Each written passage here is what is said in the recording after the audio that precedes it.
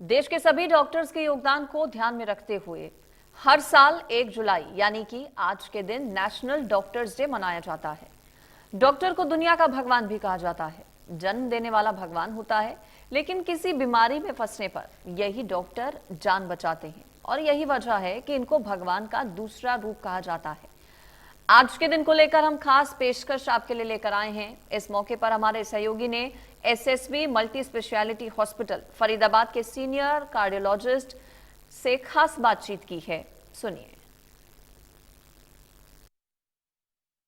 आज doctors day है और हम उन डॉक्टरों की बात कर रहे हैं जो समाज में महत्वपूर्ण अपनी भूमिका निभा रहे हैं और ऐसे ही डॉक्टर देश के जाने माने कार्डियोलॉजिस्ट और एसएसबी हॉस्पिटल के चेयरमैन और managing director doctor S Bansal, उनसे बात कर लेते हैं। सर, पहले तो बहुत बहुत बधाई आपको डॉक्टर्स डे की। Thank you very much. आज जैसे कि 1 जुलाई को हम पूरा इंडिया डॉक्टर्स डे मनाता है, क्योंकि सभी ने देखा है, वैसे तो 91 से डॉक्टर्स डे मनाया जा रहा है और बीसी रॉय जो बड़े फेमस डॉक्टर रहे हैं इंडिया के और वो वेस्ट बंगाल के चीफ मिनिस्टर भी रहे हैं। बेसिकली ये उनका डेट ऑफ बर्थ है, तो इसलिए इसको डॉक्टर्स डे के रूप में मनाया जाता है। और इसका रीज़न ये है कि भी बेसिकली सारे पेशेंट्स भी और सारी इंस्टीट्यूशंस जहाँ पे डॉक्टर काम करते हैं वो इस दिन अपने डॉक्टर का धन्यवाद करते हैं। दिन मनाया जाता है, लेकिन आभार व्यक्त करने के लिए डॉक्टर को ज़मीन पर भगवान भी एक तरह से तौर पर देखा जाता है। लेकिन पिछले कुछ दिनों में देखा जा रहा है पेशेंट के और डॉक्टर के बीच में दूरियां बढ़ी हैं। इसको लेकर कैसे देख रहे हैं? ये आपकी बात बहुत सही है कि पेशेंट और डॉक्टर्स के बीच में जो दूरियां बढ़ी हैं उसका वो एक दुर्भाग्यपूर्ण बात मैं ये कहूँगा। मैं ये चाहता हूँ कि जो डॉक्टर्स हैं, पेशेंट और डॉक्टर के बीच में एक बड़ा सेंसिटिव रिश्ता है, विश्वास की बुनियाद पे उसका टिका हुआ है, जिसमें पेशेंट को भी रिस्पॉन्स तभी आता है जब उसका विश्वास डॉक्टर पे हो और डॉक्टर भी उसका जो साइंटिफिकली प्रॉपर तरीके से इलाज तभी कर पाता है जब अगर पेशेंट को उस पर विश्वास हो। इसमें मेरा ये कहना है कि अगर लोग अपना ज़्यादातर प्रॉब्लम्स आती हैं जब पेशेंट को ये लगता है कि शायद मेरे को पैसे बनाने के लिए मेरा इलाज जो है उस तरीके से किया जा रहा है, तो ये मेनली मनी मैटर को लेके ज़्यादातर विश्वास की प्रॉब्लम आती है। तो उसमें सबसे अच्छा तरीका उसका जो मुझे लगता है परमानेंट सोल्यूशन वो है, जैसे ये जो विश्वास है ये यूरोप और अमेरिका में प्रोफेशनल अप्रोच है लोगों की और पेशेंट की भी, डॉक्टर्स की भी।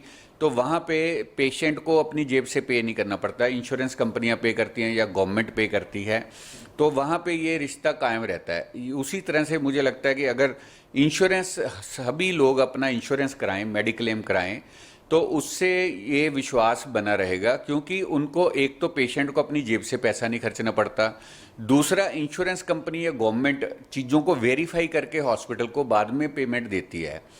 तो उसमें फिर अगर किसी हॉस्पिटल या डॉक्टर ने किसी ने अगर गलत तरीके से चार्ज किया तो वो इंश्योरेंस कंपनी के डॉक्टर्स हैं, गवर्नमेंट के डॉक्टर्स हैं, वो बिल वेरीफाई करने के टाइम पे बिलों को काट सकते हैं। पेमेंट ना करें वो हॉस्पिटल को, उनकी डिस्क्रिशन होती है। बहुत महत्वपूर्ण जानकारी डॉक्टर साहब आप दे रहे हैं, लेकिन एक सवाल ये भी है कि चूंकि आप जाने माने कार्डियोलॉजिस्ट भी हैं, समाज को आज के दिन क्या मैसेज देना चाहते हैं कि कैसे इस रोग से बचा जा सकता है? मैं ये कहना चाहता हूँ कि हार्ट अटैक से मैं जब आया था आज से 25 साल पहले फरीदाबाद में एज ए हार्ट स्पेशलिस्ट जब मैं आया, तो उस समय जितनी हार्ट के पेशेंट थे, लगभग हार्ट के पेशेंट सारे 50 प्लस के होते थे उस समय। आज हम देखते हैं कि हार्ट के पेशेंट जो है बड़े यंग एज में हार्ट के पेशेंट मरीज आ रहे हैं। 20 साल की उम्र के भी 19 साल के बच्चे का, स्कूल गोइंग बच्चे का भी मैंने एंजियोप्लास्टी करा, हार्ट अटैक से आया।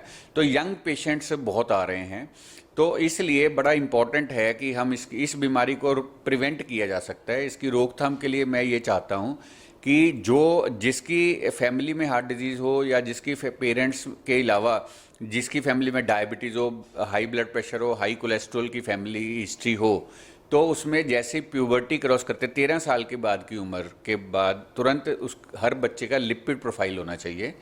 अगर किसी का कोलेस्ट्रॉल हाई है तो उसकी ट्रीटमेंट उसी समय शुरू हो जानी चाहिए। और जैसे ही किसी को थोड़ा सा भी डाउट हो हार्ट की बीमारी का, उसका सीटी एंजियोग्राफी हो जाना चाहिए ताकि बीमारी का सही पता लग सके।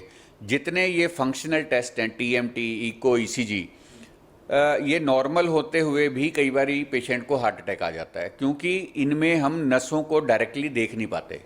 तो और हार्ट अटैक होते हैं नसों में ब्लॉकेज की वजह से। तो नसों को आजकल, पहले तो ये टेक्नोलॉजी अवेलेबल नहीं थी, अब सीटी एंजियो अवेलेबल है। तो सीटी आजकल एडवांस सीटी, फास्ट सीटी हैं, जिनमें आप ब्लॉकेज को बिल्कुल प्रिसाइजली आइडेंटिफाई कर सकते हो कितनी ब्लॉकेज है। तो जब भी किसी को डाउटफुल चेस्ट पेन हो, लोग डरते हैं एंजियोग्राफी से, तो कम से कम अपना सीटी एंजियो करा के कंफर्म कर लें कि हार्ट की बीमारी अंदर शुरू तो नहीं हो रही है। टाइमली अगर डिटेक्ट हो जाएगा तो इतनी डेथ्स नहीं होंगी हार्ट अटैक से, यंग डेथ्स को प्रिवेंट किया जा सकेगा। बिल्कुल, ये आप सुन रहे थे डॉक्टर एस बंसल को, जो साफ तौर से कह रहे हैं कि अगर इस तरह की कोई आपको लक्षण हो तो तुरंत डॉक्टर से संपर्क करना चाहिए। और डॉक्टर और पेशेंट के बीच जो दूरियां बढ़ रही हैं उसको लेकर भी उनकी तरफ से साफ कहना है कि अगर मेडिक्लेम और इंश्योरेंस होंगे तो फिर कहीं ना कहीं पारदर्शिता भी बढ़ेगी। फरीदाबाद से देवेंद्र कौशिक, इंडिया न्यूज़।